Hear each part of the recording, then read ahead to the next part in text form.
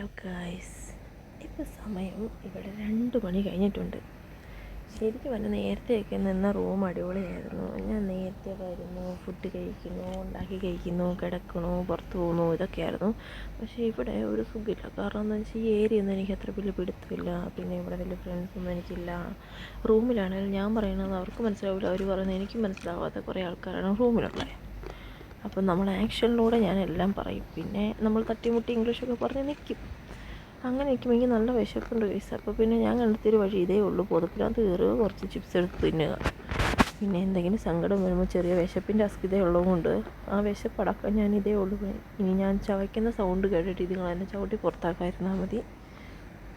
അല്ലെങ്കിൽ തന്നെ ഞാൻ ഇതുങ്ങളെ രാവിലെ എഴുന്നേറ്റിട്ട് കൂടൊക്കെ അനക്കി ശല്യപ്പെടുത്താറുണ്ട്. ഒരു മനസ്സുഖം അത്ര തന്നെ. അപ്പോൾ പിന്നെ ഇതേ ഉള്ളു വഴി ഗൈസ്. ആസ്വദിച്ച് തിന്നുക, കിടന്നുറങ്ങുക. എന്തൊക്കെയോ സൗണ്ട് എന്തൊക്കെയോ കേൾക്കുന്നുണ്ട്. ഇതുങ്ങളിപ്പോൾ എഴുന്നേറ്റ് വന്നാൽ എന്നെ എല്ലാം കൂടെ ഒറ്റയടിക്ക് ചവിട്ടി പുറത്താക്കും.